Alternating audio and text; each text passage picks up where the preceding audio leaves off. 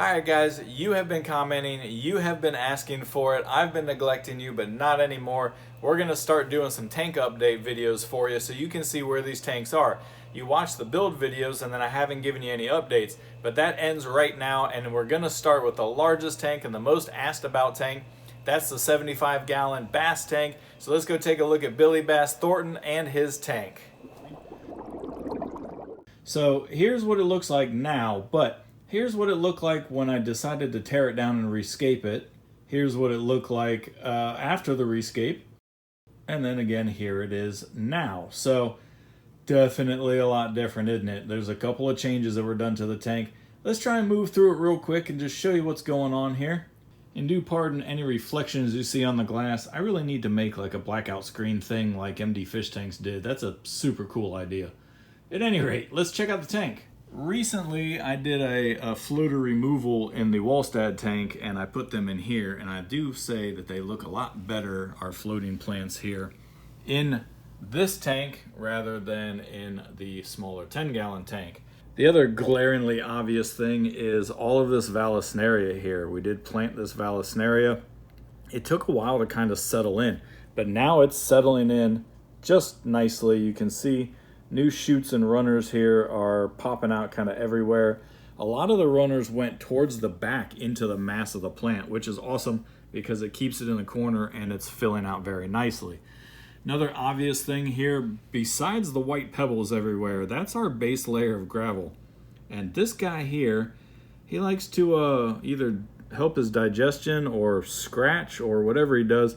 It's called flashing, but they will turn on their side against the bottom of the substrate there and just flick. And I don't know if he's trying to make a bed or whatever. How can he know what the season is? I don't know. He's never been anywhere but the tank. But maybe they know what the season is and he's trying to make a bed. But he has torn up my substrate, so we have to fix that. But the hair grass is very obvious. Now, I had this in other tanks. I decided to pull it out because it was going to take over the shrimp tank, and I put it in here. And it's going good. It's a slow grower. I don't have a super nutrient-dense base here, substrate base. So it's growing, and it's spreading. You can kind of see shoots here are spreading out and popping up. So it's going to eventually carpet the whole thing. Moving past the centerpiece here, we're going to move over here, show you the right side of the tank. Same thing with the hair grass. Probably could use a trim, but boy, hair grass is such a pain once it all floats up here to the top to get it out. Here's our baby brim. This little guy here has been in the tank since he was itty bitty, and I mean itty bitty, like smaller than a minnow. He was a little teeny tiny guy, and he has survived the rage of Billy Bass here, and so he is now a pet. And I asked before in a video for you guys to name him. You guys didn't, so I'm asking again. Name this little guy. This is our brim. We have Billy Bass is this name here, Billy Bass Thornton. So we need another name to fit this guy here. So this is our brim, and he's doing pretty good. He's a very excited little guy anytime you come up there to the tank. As you see, he's waiting for you like, come on, feed me. You know, he's pretty cool, actually. All right, what else do we have that's different here? In the back, I planted a jungle red that was originally in the Wallstad tank, and this jungle red is going crazy. I didn't think I was going to like this plant, but I do. Look at this. They call it a jungle red, and now I understand why. So it's a Vallisneria, I think, jungle red. If not, I'll correct myself on the screen. But this guy's doing good. It's sending runners out. Let me go around this side of the tank. So you can see the red runners that are coming out. Here's a new one that's popped up. So that's great. It's sending out runners, and it's going to be growing and spreading. Next to it here is a Sagittaria, the dwarf, I think. There's another one in the back. It's hard to see, but he's back right there is a Sagittaria. That was a customer of the fish store that brought a bunch of that in, and so the fish shop gave me one for free, and that was pretty cool of them. So I just stuck it in the tank, and it is splitting and growing and filling in. This Alternanthera will probably come out here, this Renike, in order to allow all this grass to kind of carpet. and it'll semi-match the other side over here. It's also one of Billy's favorite places to hunt for fish at night. He loves to go through the grass when the lights are off. I have this golden here, and I'm not sure exactly what plant this is. Again, Billy, you're straight up in the way. Like, seriously. All right, we'll go to this one over here. So, I have this plant here. I always want to say goldenrod, but that's not it. It's, I don't know, it's a golden something. But it just sits there. It doesn't really do much. They don't grow very much. Do not mistake it with this one in the back. This is a marble queen back here.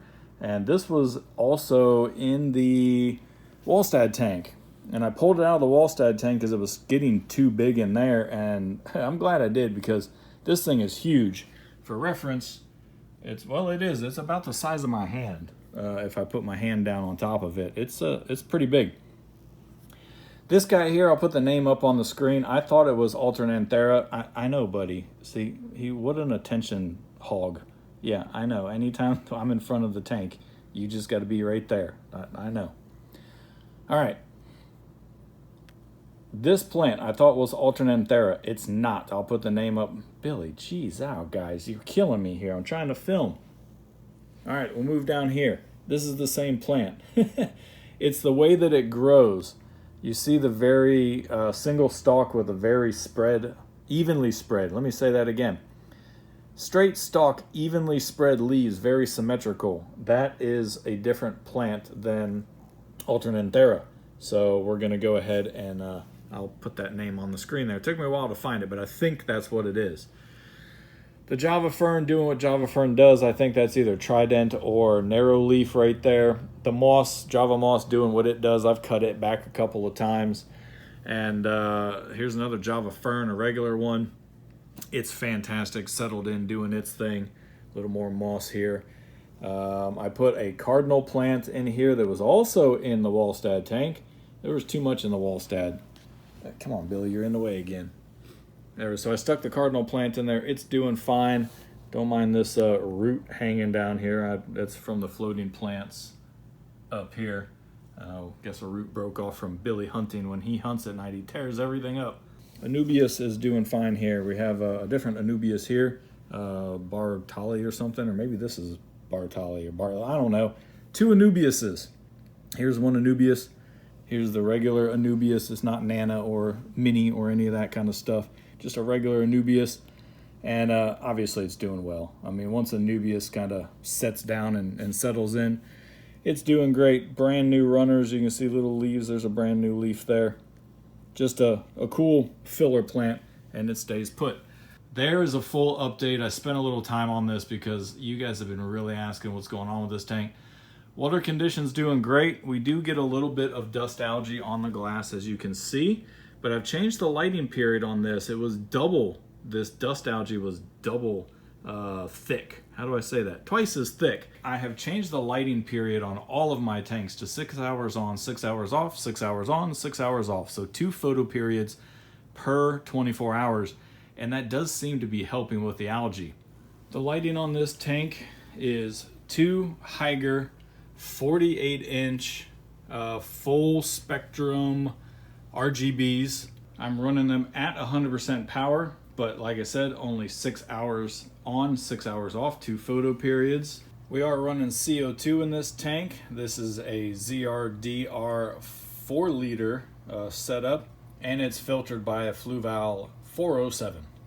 I've changed out the 407's lily pipe setup, the plastic black lily pipe, for some glass ones here.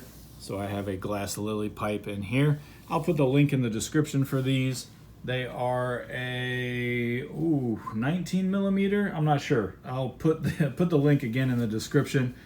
But they do fit the Fluval ribbed hosing here, and I gently have a clamp on there just to make sure it doesn't leak or drip. Same thing on the other side here on the inlet pipe. It is a skimmer style inlet. You can see whoop, down in there. All right, skimmer style. I just wanted the glass in there because when I look at the tank, as you see, I can't see it. So it's much cleaner of a look than having that black piping or lily pipe work, whatever, in the tank. The glass is a lot better. Invisible, unless it has a little algae on it, like that. There we go. That's an update on the 75-gallon bass tank. I hope I answered all your questions for you. If I missed something, drop a comment down below. I will answer that question for you. I think in the next video we're going to do like a shrimp tank update or maybe a dual shrimp tank update. We'll have to figure that out. But I hope you enjoyed this update video, and I'm just going to end it right there. I will see you on the next one. Thanks for watching.